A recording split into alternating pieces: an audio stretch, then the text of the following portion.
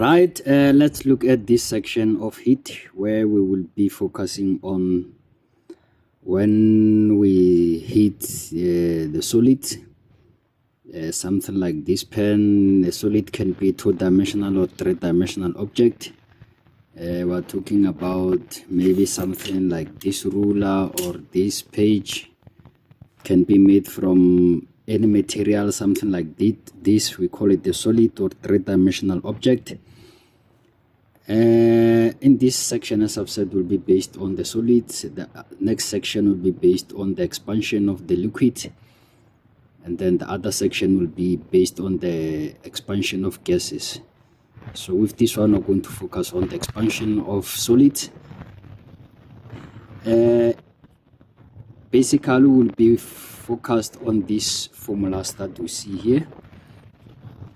We know that from Science 1 previous lessons, we know that if you've got an object like this one, maybe something like this, if you change the temperature from a certain value to a certain value, let's say the temperature is increasing from 20 to 30. Due to that, we expect the length of that object to increase. So to increase from here to there. I mean, originally it was from here to there. Then once you start to heat or to increase the temperature, the length, this object will expand from here to there. And then finally, after heating this, the final length will be from here to there. So to calculate the change in length, which is this part here, you will use this formula. Change in length equals to original length multiplied by the linear coefficient of expansion multiplied by the change in temperature. So it's the same thing if you've got a two-dimensional object like this one here. If you heat a two-dimensional object, maybe like this, let's ignore that this thickness is too small. Two-dimensional object, we're talking about something like this plate, something that has a very small thickness, right? Obviously, as you heat this object, the length starting from here to there will increase in that direction, so which is this part here. This length will increase from here to there, will grow from here to there. Then it's not only this side, this side that is going to increase, this side as well is going to increase, meaning that this side as well is going to increase. So this side will increase, this side will increase. Therefore, that tells you that the new area will be formed. So the new area will be this dotted line, this part, including this dotted line there. That will be a new area. Therefore, this one with solid line is the original area before the temperature change. After temperature change, the final area will be this. So if they are looking for the change in area, this is the change in area. If they're looking for the change in area, they will be looking for this. Therefore, to get this scratched part or this change in area, you will say that the final area, which is this one, the final area minus this, which is the original area, then you will get this. Alternatively, to get that scratched section or area, which is the change in area, you can use where is that formula? You can use that area, that formula that says change in area equals to original area multiplied by the coefficient of area expansion multiplied by the change in temperature. Okay, is this one here, it's this one here. So here what I'm saying is that if you were looking for the change in area, if you don't want to use that formula here, AF minus AO, you can use this one. But always the approach to calculate this change in area will depend on the information given. Right, your approach for every question will depend on the data given. Right, from there, if finally a three-dimensional object, something like this, that have this side, that side, and that side there. So this thing is a three-dimensional object. Therefore, if you increase the temperature of that three-dimensional object, this length will increase, this length will increase, this length will increase. Therefore, the new volume will be formed. So this black line will indicate the original volume of the solid. This dotted line will indicate the final length of the solid. Therefore, to calculate the change in volume for the solid, you will use this formula. Change in volume equals to gamma, which represents the volumetric coefficient of expansion, multiplied by V1 multiplied by change in temperature. Right, let's quickly go to your exercise, which starts here. Maybe let's start with number 2. You can read that question. In the meantime, a brass rod heated from initial temperature of 295 to 400 K. At 95 K, the rod is 2.5 long, and the linear expansion coefficient of brass is 20 times 10 to the power minus 6 per Kelvin. Calculate the final length of the rod. Right, to calculate the final length of the rod, you will have this, you know this formula from science 1 and so forth. The final length equals to original length plus the change in length. But remember, actually this formula is from this. The change in length equals to final length minus original length. From here you make final length the subject of the formula, you will get this. Right, original length is given. Original length is 2.5. This one here is 2.5. Original length is given. Therefore, you have to find the change in length. So to get the change in length, here's the formula for calculating the change in length. Then we'll just have to substitute. The coefficient of linear expansion is given, is this one. Then you will replace that by this. Then original length is 2.5. Change in temperature will be calculated in this way. You will say final temperature minus the initial temperature, will get 105. So then from there you will get this. This is your change in length. Then the final length will be original length plus the change in length.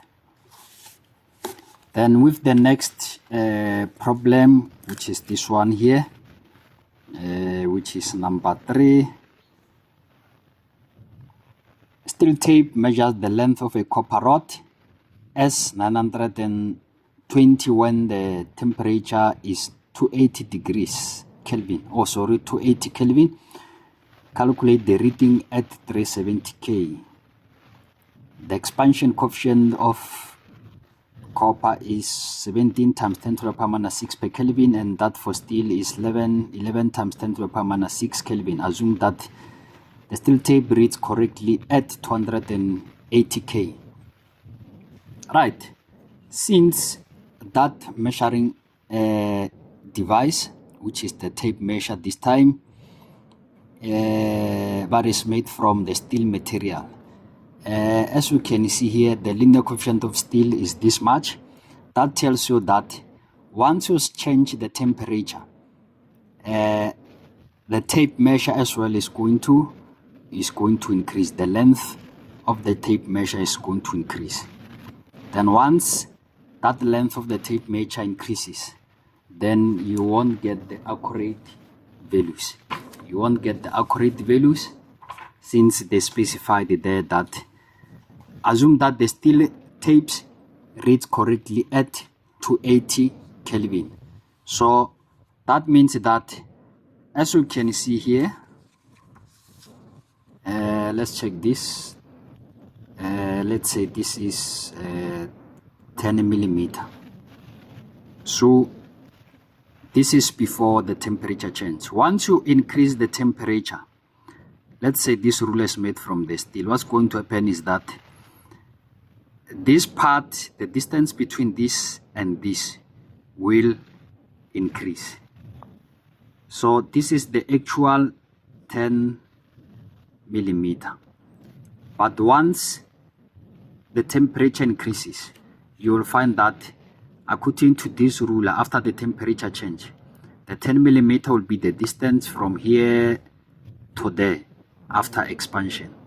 So this 10 millimeter will be false reading.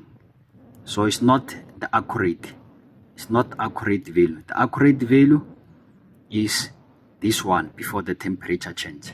So meaning that since we'll be measuring whatever instrument after changing the temperature to this value, that tells you that the value that you will get from the tape measure will not be accurate or will be false reading. Therefore, what you'll have to do is that since this tape measure, after measuring at that temperature of 370 K, the measurement that we'll get from the tape measure there will include the expansion of the steel. So what you'll have to do is that you will have to calculate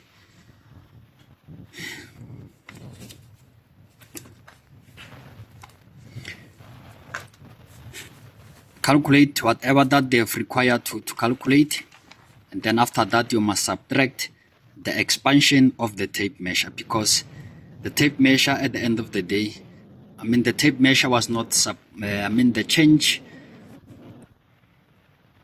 the accurate measurement mustn't include the change in length, meaning that your measuring instrument or device actually, in order for it to give you the accurate measurement, it mustn't expand. So in this case, this one is going to expand. Then we're going to find the final length, and then after that we subtract the change in length of that measuring instrument, because it wasn't supposed to be there. The change in length, the measuring instrument was not supposed to change. Therefore, you will calculate the final length, then from there you subtract the change in length, the expansion of the instrument, since it isn't supposed to be there. Right.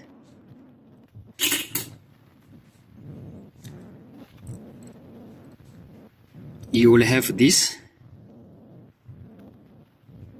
length of the copper original length plus the change in length minus the change in length of the instrument, of the measuring instrument.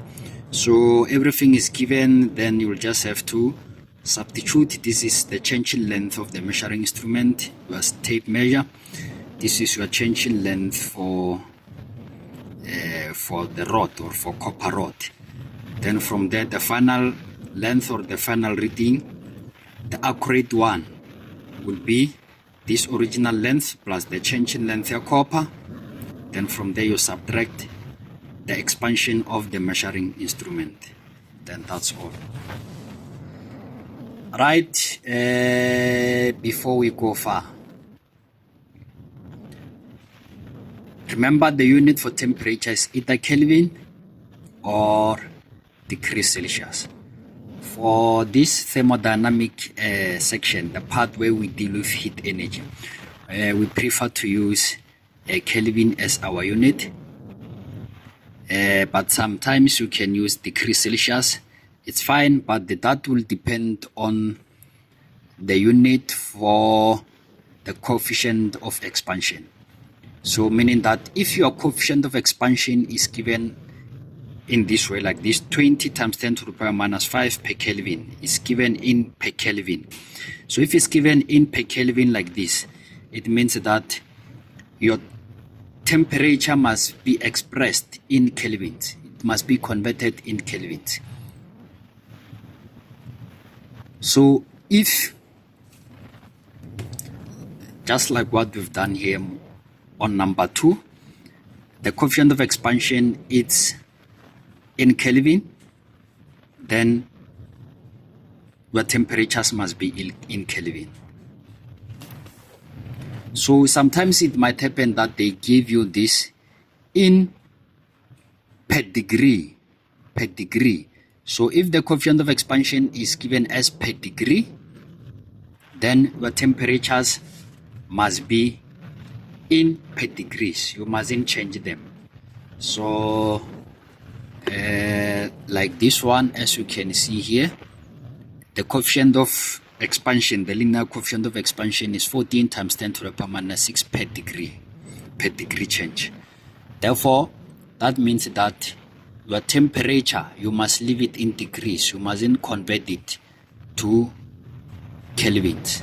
So if this one is in degrees Celsius, then your temperatures must remain in degrees Celsius. Good. So in this case, on number 4, we've got a 2-dimensional object. So we have something like this. We have a square, 10 centimeters square. It's a 2-dimensional object. So it's a square, meaning that these sides equals. Therefore, as we change the temperature, obviously both sides will increase. Both sides will increase. Therefore, the new area will be formed. So it's this red one there. So this red one will be the final area after the temperature change.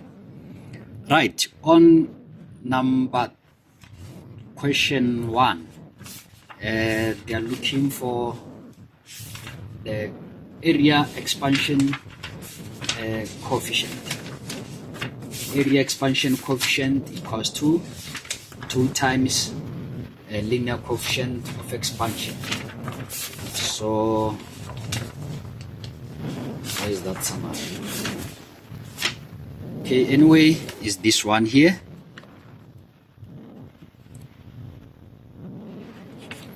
Beta equals to 2 times linear coefficient of expansion. So they're looking for B. Then B will be equals to 2 times that, this one. Then the change in length, okay, they're looking for the final length.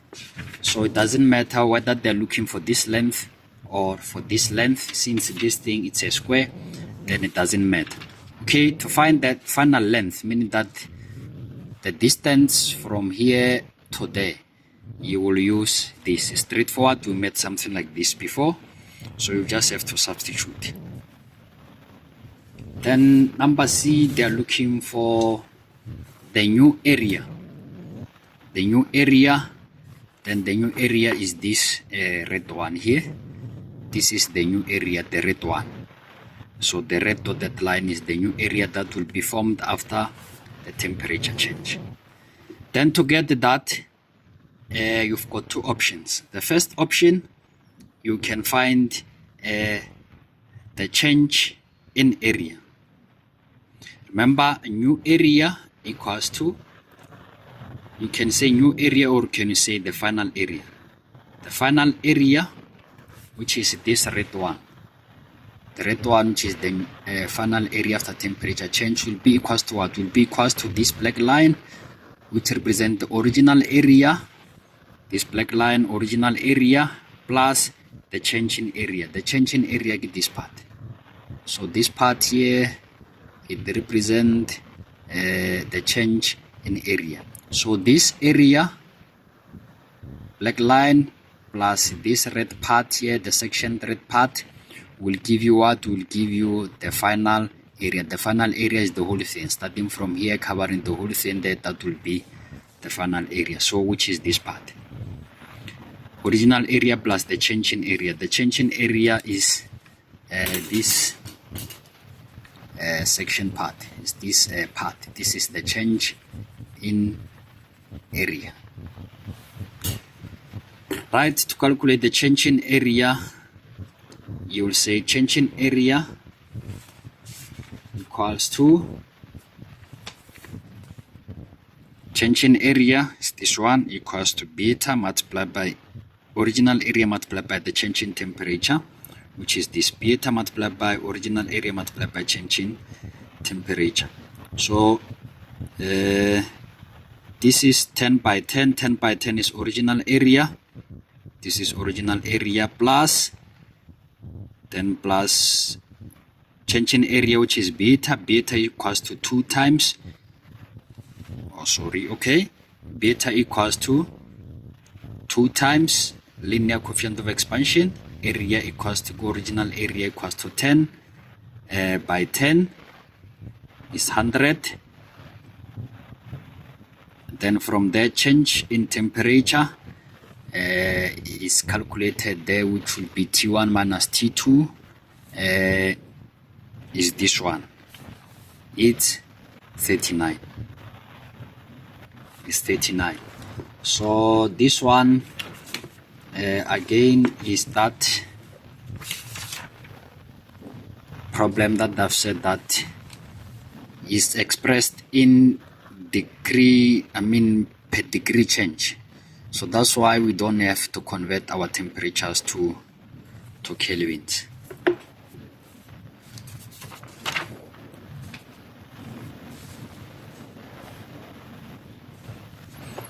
Right, the next one,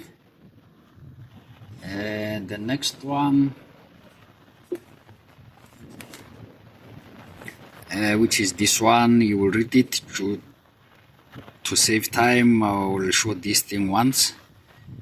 You will read it. We're on number 5 now. Okay, on number 5 we have something like this, which is having a hole, a rectangle which is having a hole. The diameter of this 600 millimeter. Then this rectangle, it's having a 1 meter by 1 meter side. They've given you everything. Then they're looking for the final temperature. Alright, they gave you the original length is 1 meter. They gave you final length, it's this one. So from this information, we can find the change in length. Change in length equals to final length minus original length. So final length is this one, original length is 1. So the difference of these two will give you the change in length, this one. Then from there, we also know that the change in length equals to this. Then you will replace change in length by this, original length by 1. The linear coefficient of expansion is given. Then from here is the change in temperature. Initial temperature is given. It's this one. You substitute. Final temperature is what we're looking for. Right. From there, as the temperature increases, from here to there, we expect this diameter as well to grow or to increase. So the diameter will move from here to there, to there, to there, to there, to there, to there. So now we're looking for this diameter of this dotted line. So we're looking for the new diameter after the temperature change. So as the temperature changes, this diameter will expand, will move from here to there, from here to there. So the final diameter will no longer be 600 millimeters. So now we're looking for that new diameter. Right, to get that new diameter, you will have to find the new area first. The same way we've did it. To get the new area or the final area, we'll say original area plus the change in area. So original area, since this section is a circular section, then you'll use pi d squared over 4 plus the change in area is beta, which is 2 times linear coefficient of expansion is this part. Original area is this one, which is this. Then change in temperature is this one minus that one. Then from there you will get the new area after the temperature change. So this is the new area. This one. This is the new area after the temperature change. But we know that to calculate the area of a circular shape, we use this pi d squared over 4. So pi d squared over 4 equals to This is the area of a circular shape. Then to calculate the area of a circular shape, we use this. Therefore, this pi d squared over 4 equals to the area of this circular shape. Therefore, since this thing is the new area, then this new area will give us the new diameter here, since we've used the new area here. So if you use the original area here, you will get the original diameter. If you use the new area or the final area here, then the diameter that will be here will be the final diameter. Then from here, you just have to make d nu the subject of the formula in this way. Then from there, you will get the new diameter. So after the temperature change, the diameter will grow from 600 to 602.9 as expected. This diameter will only become smaller if the temperature, when the temperature decreases, but this time increases. That's why it's bigger. So I've shown you those exercises. Right now we're moving to, where are we? We are on number 5. Okay, the last question is to calculate number five, the increase in area. The increase in area, which is the change in area. Change in area equals to the increase in area. This is the formula for calculating the increase in area, straightforward. Beta, get this one. Where is this coming from? This thing is coming from 2 times 12.5. You will get 25. Beta is equals to 2 times linear coefficient of expansion. Then original area, what, blah, blah, blah. Ignore these ones. Ignore these ones. Since the new book now has corrected this thing, so this one is no longer relevant. Right, on the next one, which is number 6, as I've displayed this thing before, you will read it yourself there. They gave you the original length, which is 120, and then they gave you the initial temperature and the final temperature. Then they gave you the final length.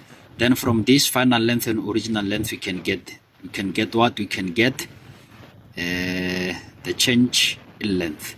Then we know that the change in length equals to this. From here, we're looking for this linear coefficient of expansion. We've got everything. We just have to make linear coefficient of expansion the subject of the formula. Then since these temperatures are in decrease per degree Celsius, then your answers will be in per degree Celsius. Right, with the next one as well, they gave you 3 sides of a cube. They gave you 3 sides of a cube. They've got something like this, a 3-dimensional object. They gave you this side, the length of this side, and that side. Then we know that the volume of a cube will be length multiplied by breadth multiplied by height. So you will calculate the volume of that cube, then you will get this. From there, what are they looking for? They are looking for the change in length. The change in volume. Change in volume equals to volumetric coefficient of expansion, this one, multiplied by original volume multiplied by this. So original volume is this one. The volumetric coefficient of expansion is not given. Let's check here. It's not given. This is the linear expansion coefficient.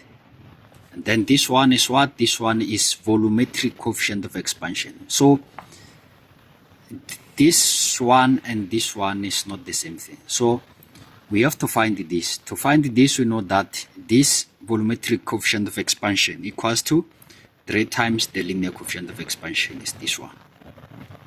Then from there, you replace this by this. Original volume by this. Then change in temperature. Change in temperature is given is 45 degrees. So you must be careful there. You must be careful if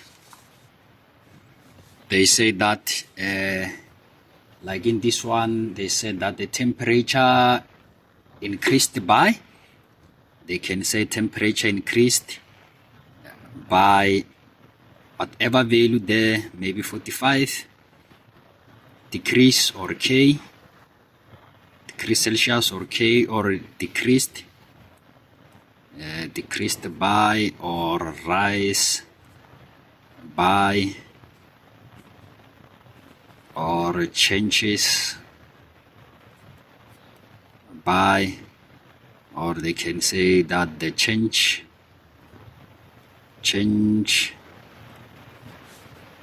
in temperature is blah blah blah blah. So if they will use one of these sentence, so or this words or something like that, you must know that they are referring to the change in temperature. In this case, this 45 is the change in temperature. Therefore, you don't have to do that part of T2 minus T1.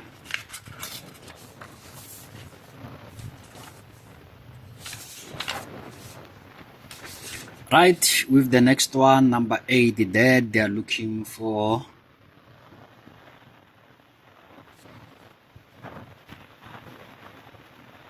the percentage increase in volume. You may recall as well from the previous chapter where we used to calculate the percentage increase in length or percentage elongation. We used to say that is the change in length over original length.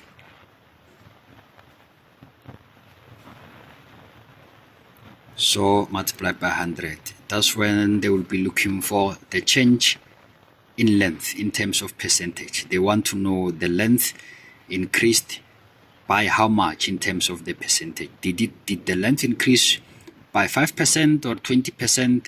Or 15% after the temperature changed. So that's what they're looking for. So it's the same thing here. If they are looking for the percentage increase in volume, you'll use the same thing. Percentage increase in volume, you'll say change in volume over original volume. So here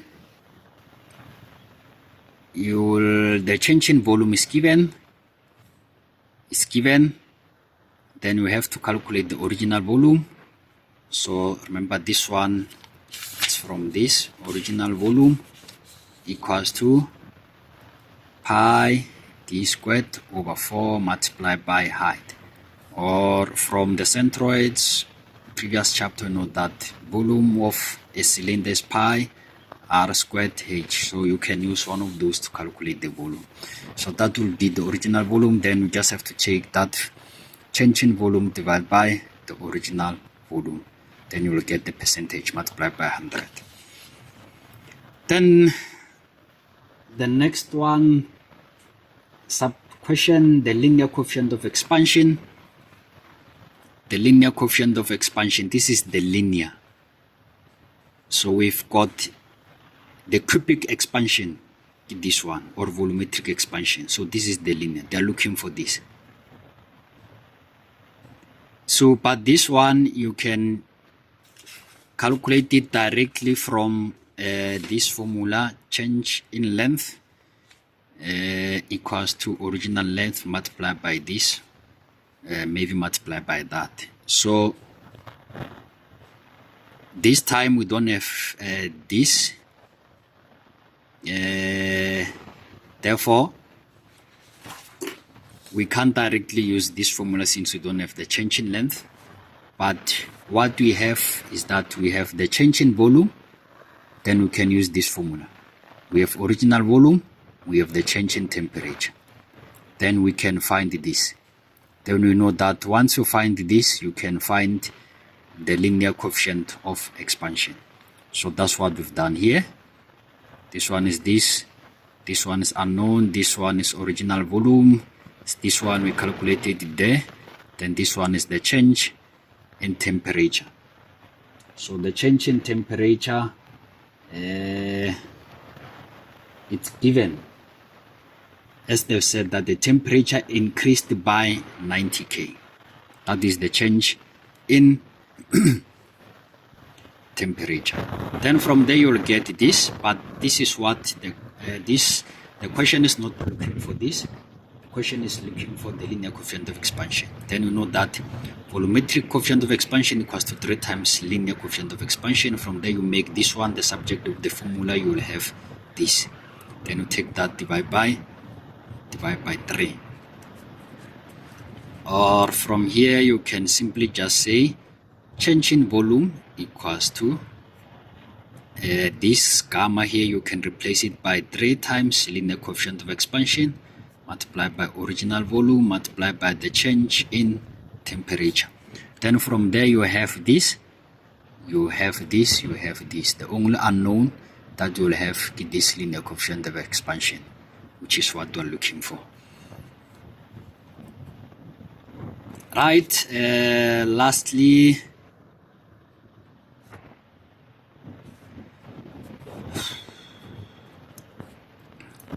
this one on number 9, they're looking for, okay, number 1, they're looking for the increase in volume, which is the change in volume.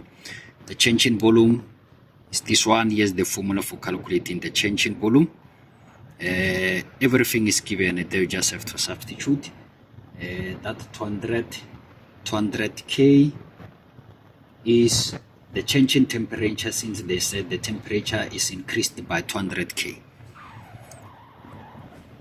Right, they are looking for the change in diameter on number B. The increase in diameter, they are looking for the change in diameter. They want to know the diameter increased by how much. Therefore, to know that the diameter increased by how much, we have firstly you have to find the original diameter. At this stage you don't know the original diameter. So if you don't know the original diameter, how will you know, or how did this diameter change or not? So you have to find that original diameter. From there you will find the change in diameter. All right, to get the original diameter,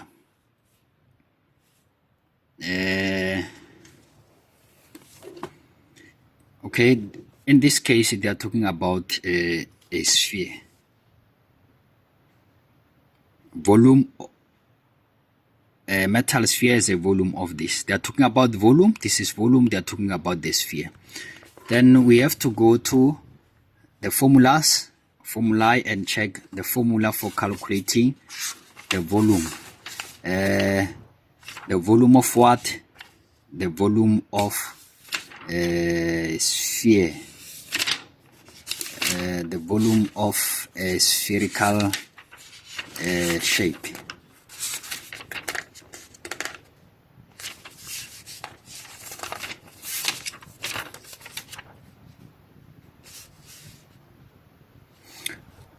Good. So we've got, it's either you use this formula or this one. So this one is when you like to use radius. If you want to use diameter, you'll use this. So here I've used both formulae. For radius is this one, for diameter is this one. So the original volume is 1. Original volume is 1. Then here's the formula to calculate the volume for a sphere. Then from here you just have to make D the subject of the formula. You've got everything. You've got these ones are the constant. This one is the original formula. It's this one. Then you replace this V1 by 1. From this you replace V1 by 1. Then you will have 1. Okay, you will have 1. Where's that formula? Okay, I didn't do that part, but on this part you will have, okay, this is V1. Replace V1 by 1. You make D1 the subject of the formula from this. That means that initially, before the temperature changes, the diameter was 1.2407. And then now, after the increase in temperature by 200 Kelvin, obviously the volume will change. We will have a new volume. So let's calculate the new volume. So the new volume will be equals to original volume plus the change in volume. So original volume is how much? Original volume is 1 Then change in volume, it's 0.0072 is calculated here at A. This is the change in volume. Then we'll get the final volume after the temperature change is this one. So if you've got the volume after temperature change, we can use this volume to calculate the final diameter. Then you will, since this one is the value for volume, sphere after temperature change, we know that the volume for sphere, here's the formula for it. We'll put that formula there. But since we're using the final volume, then it means that the radius that we'll get there will be the final radius.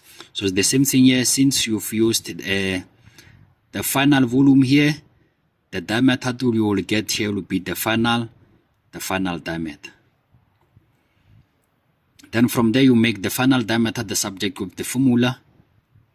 Then from there you get this. From here we're looking for the change in diameter. Change in diameter will be D2, the final diameter minus the original diameter. So it's this one. So here as well you'll get the radius. Then change in radius will be R2 minus R1. From there, since the question is looking for the change in diameter, note that diameter equals to 2 times radius. Then you will take this answer for the change in radius multiplied by 2. Then you will get this, which is the same as that one. The rest of the questions, they are similar to the ones that we've discussed before. I don't have to talk about them. You can just look at them. Then you will do them at the later stage. Thank you very much.